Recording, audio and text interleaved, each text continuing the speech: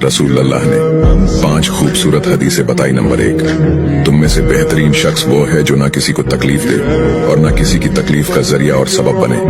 Number 2, जो शख्स दिन में 10 मरतबा सूरतुल इखलास पढ़ेगा, यानी कुल हु अल्लाहु अहद, ये पूरी सूरत पढ़ेगा, अल्लाह ताला जन्नत में उसके लिए महल बना देंगे।